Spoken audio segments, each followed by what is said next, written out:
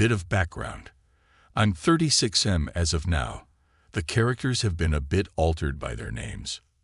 Rebecca, my ex-wife, now 34. James, my college buddy. And the guy Rebecca cheated on me with. Saladin, my other guy friend. Lissa, Saladin's cousin. So Rebecca and I were what you call college sweethearts. We survived college and the hardships of life. Got married in our early 20s. I was 25. She was 23. Ever since we got married, things were rocky. Not from the start, but situation-wise. I was in medical while she was an accounting major. There were things that was okay with me, but was not with her. Despite being married, she acted like she was a free bird. She was. It's a good thing, but there was marital neglect from her side. 2016, she joins James' company as an accountant because it pays well. I was happy because, hey, he's a buddy of mine. Slowly, she started to complain about things that were in place. She didn't like where we lived, had problems with everything I did. She did not like the foods she used. I'm a great cook, and she loved my foods. Our fights intensified by a margin, where she would call me names. I'm good for nothing. She earned more than me. Coming to this part later on. Drastic turn was here that Rebecca and James were hanging out with our set of mutual friends. I got the word of it, and it seemed off. I confronted both of them, to which they both said it was a sudden plan, and I was our infield. Coincidentally, it happened on the same day I was out of city. They might have planned it beforehand, which I'm not sure of. 2017, the year my marriage blew up. So I was sure there was something because my bedroom became a fucking dead one. I was increasingly paranoid, and whenever I tried to address things, I was turned down. Now, I'm not a saint. I constantly yelled at her to tell me what was going on because there was just something off. Your favorite person rarely talks or does stuff with you, and they claim it's nothing. Does this sound okay? It was also the year we were at our peak financially because our debts were paid off. My friends and I decided to open up a medical shop that provided medicine shop as a side venture. So one of the friends was Saladin. He proposed that we celebrated at a pub. When we go there, I notice a girl that looks exactly like Rebecca. She was dancing with another man, and it was quite dark. I get a closer look, lo and behold, it's Rebecca and James, dancing hand to hand. I wasn't much bothered about it because, hey, they're friends. I was here with my colleagues, and she was there with her, but it was bothering me. I decided to send her a text asking where was she. She's usually on her way home at this time. She told me she was already at home. Now that was a red flag. I told her to stop lying because she wasn't. I could clearly see her that she was getting paranoid and told me she was on her way. She left the pub afterwards. That night I asked her about James. The look she gave me was as if she saw a ghost because she was not expecting that question. That look was what that told me something was definitely up. If you ask your so about a friend, they should act normally, but the way she acted was abnormal. That night itself I snooped her phone. Curiosity was killing me. The password was changed, so I couldn't see the phone. The next day, I saw her password and snooped it. There were hundreds of thousands of texts right there. Countless nudes, calling him daddy, degrading comments. My wife and I made a vow to each other that if there was ever anything we needed to explore, we would be transparent to each other. She broke that vow too. She confided about him how much thrill she felt that night at pub. I went through everything. What hurt the most was she herself told me if one of us ever got bored of the other or needed to spice things up, we will let each other know. She destroyed everything. I couldn't look at her the way I used to anymore. I cried the night and confronted her stupidly without any evidence the next morning. She yelled at me and stormed out after telling me I was abusive and insane. She told all our friends that I was abusive. That afternoon, they created a messenger group where everyone ganged up to troll me. When she came home that night, she told me she was in love with James and wants a divorce. I told her to talk first, but it turned into her berating me. I yelled at her, and she called the cops. I was asked to spend the night elsewhere. I went to my sister's, and when I returned the next morning, James' car was here. He spent the night here. There was nothing needed to explain. He was doing it on purpose. Hell, she was doing it on purpose. I went to see a lawyer. As we did not have a prenup, she already filed a complaint about me being abusive. It didn't look good for me. Not one did she try to apologize. Not one did she try to make amends. Our country law doesn't count infidelity as a fault. So even with that, she's entitled to half of my everything. But her complaint can sew me up. Few days after that, where I was still living with my sister, I tried contacting Rebecca, but she won't reply to me. Rebecca hit me up telling me we should get divorced. That's it. 12 years of relationship, 4 years of marriage, and she ends it with a text. I was fucking convinced that James was taking my place. She handed me the divorce papers. Everyone from our friend circle was convinced that I was a fucking abuser and James was her savior. She did the right thing to cheat on me. We were officially divorced during the start of 2018. She was already dating James open during our divorce. He was her life. I lost my job, my house, my reputation in her little affair. I had to change the city to move someplace else to restart again. Saladin helped me massively in that fresh start. He got me a decent paying job that was nowhere like my previous one, but it was better than the rest. We became close buddies while I was working to earn back what I had. Dating life was over for me. I just couldn't trust anyone. It was a complete NC between me and Rebecca. Last I heard was she moved in with James. They were doing great. Revenge part. End of 2020. My life was actually blowing up. COVID helped our cause with broken backs, but filled our pockets. Our pharmacy venture turned huge, so I was able to make much money. I met a friend of mine from whom I got a tip that James and Reb were done. James cheated on her and left her. But Reb had a child with James. He was absent since birth, so he did not sign the birth certificate, so Reb is raising that child as a single parent. She tried dating, but she was not over me or James. The audacity. Part of me was happy with it, but gosh, I really missed her. I sent her an email asking how was she doing. She wasn't expecting to hear from me. We exchanged mails and reconnected. Our first meet was in 2021 after several years. She looked like shit. She gained weight, lost the charm, and looked utterly exhausted all the time. Frankly, just her look made my blood boil and triggered me, but I also want to take my revenge on her. Life had already done that on my part, but I'm an asshole. I wasn't done with her. She told me about James and reopened the earlier wounds. I got my closure, which made me feel a bit better, I guess. She said she was sorry. She wasn't thinking straight what she was doing. James poisoned her mind against me. I told her I will forgive her if she comes clean to everyone and clears my name out. She did that, losing a lot of friends, but she deserved that. My name was clean. She wanted us to date again. Clear words. Make me raise that asshole James' child. I told her I would agree to it, but we needed to date and marry first. Only then I will legally adopt her child. That little guy is adorable, and I had taken a liking to him. Here is the truth. I was already seeing someone. Pretty safe to say I was cheating on that woman with Reb. She was a client of mine from a different country. We were in a LDR. Reb and I were living in different cities, so I never moved in with her. But I played it well by saying I need to travel for business. So I was only getting Rebecca's hopes up to crush her like she crushed me. We were getting intimate, but condoms were used. Rebecca felt she found love again. I pushed her to therapy to get her be normal again. Everyone was commenting how she was getting more happier with me. She would praise and then say sorry. Do little things for me that she used to when she was married to me. Trust me when I say, I had a lot of emotions attached to this woman.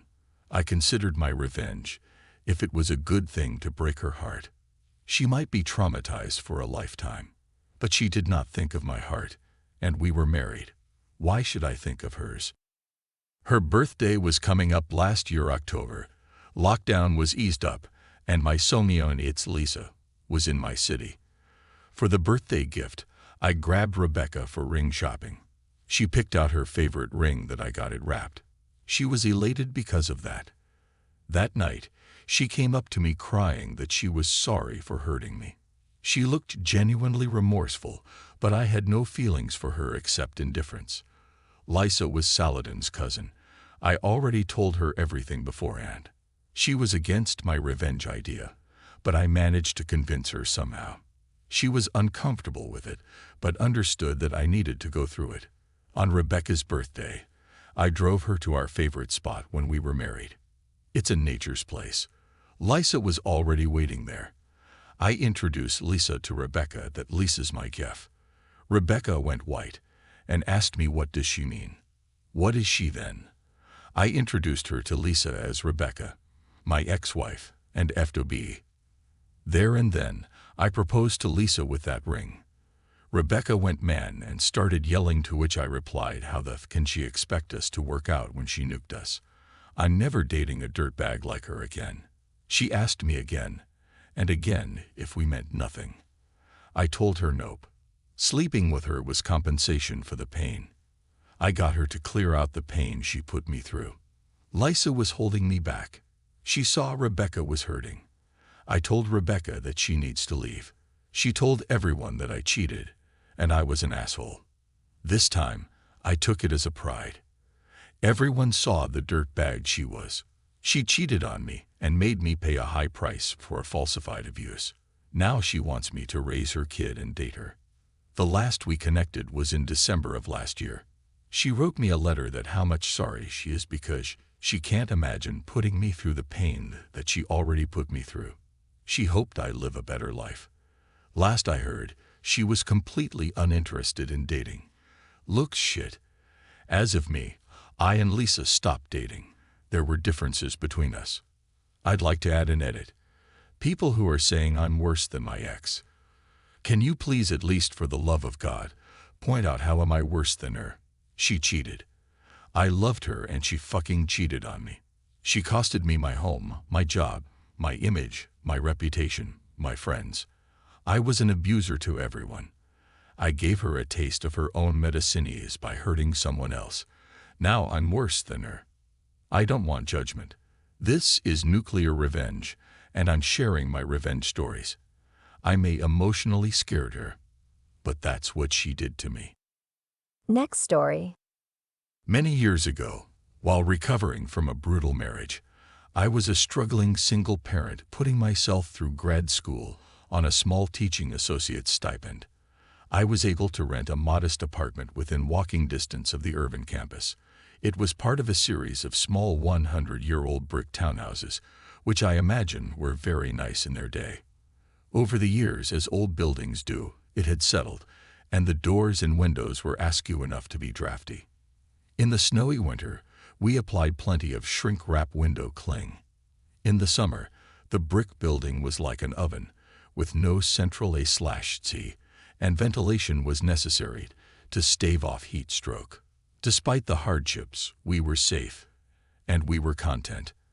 After a couple of years, though, this changed when a new dude moved into a nearby apartment.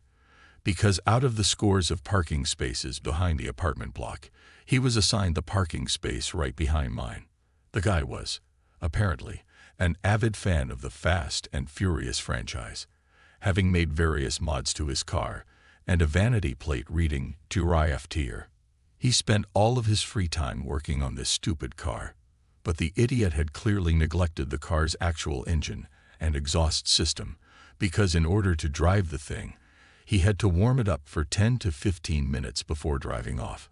Every single time.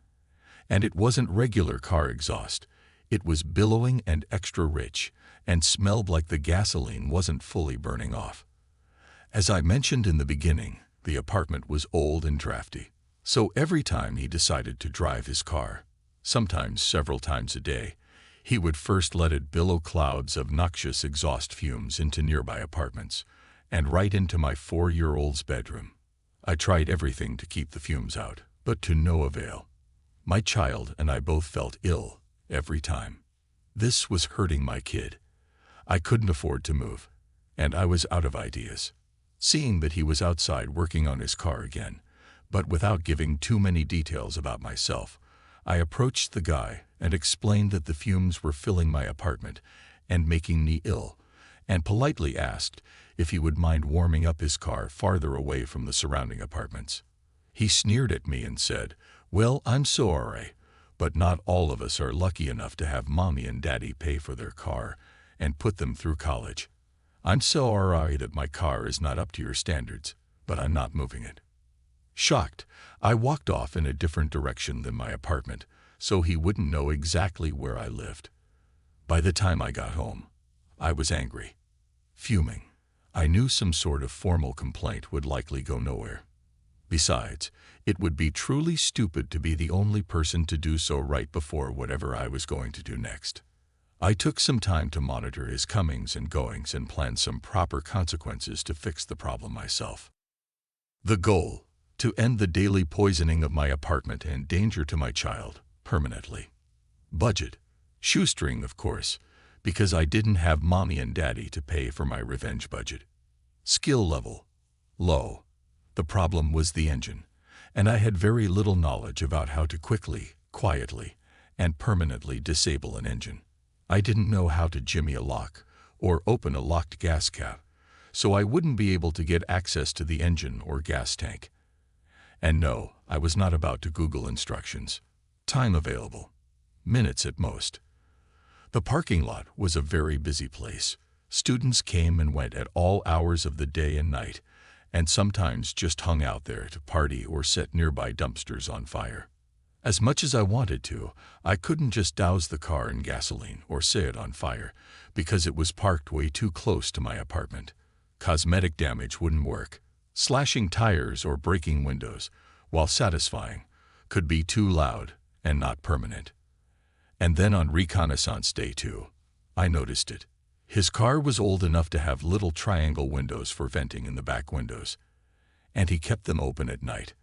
The answer: I would fight fumes with fumes. The next day, I bought a cheap Gatorade squeeze bottle and some eggs. I made a yellow soup out of egg yolks and warm water to fill up the bottle about 2/3 full, then added some of the fresh dog poo that was always available next to the sidewalk outside.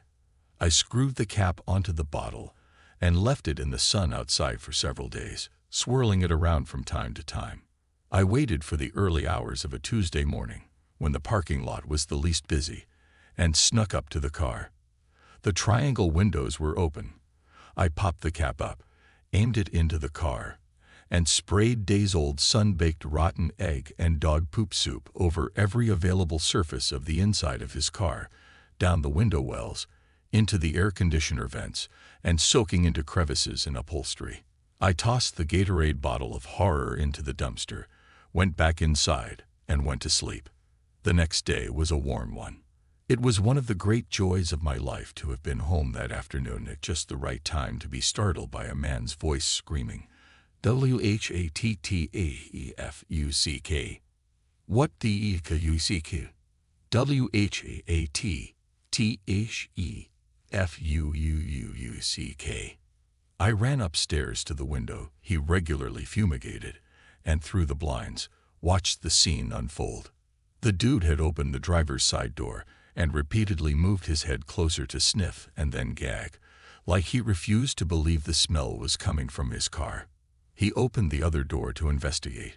He kept yelling, "What the fuck?" And then he ran off. He came back a few minutes later wearing dishwashing gloves and carrying a stucco bucket full of sudsy water, a sponge, and a scrub brush. He spent the next half-hour scream-growling, holding his breath, bobbing his head into the car and scrubbing, pulling his head out to gag and scream, "WHATKAEFUCK," and taking deep breaths to go back in. The scrubbing and retching and screaming were increasingly interspersed with pounding on the dashboard and the roof, kicking his rims, and loudly vowing revenge at the sky. Within about 30 minutes, he was surrounded by about 10 other dudes, standing in a wide half-circle around the car. Some drinking beers, watching the show, laughing, and offering pointers, like King of the Hill come to life. It took him roughly an hour to realize that the battle had been lost. The dude's yelling became hoarse and whimpery. He retrieved his toolbox, removed a wrench, and started doing something new to the interior. He suddenly pulled out the entire driver's seat, walked away with it, and angrily heaved it into the dumpster. He did the same with the passenger seat. Then he took the bucket over and dumped the soapy poo soup water next to the dumpster, brought the bucket back to the car, turned it upside down, placed it where the driver's seat used to be, sat on it, and, I shit you not, drove that way. I never saw the car again. He never drove it back. That and his pride must have been a total loss. My greatest regret is that because smartphones didn't exist, I have no recording of that glorious day.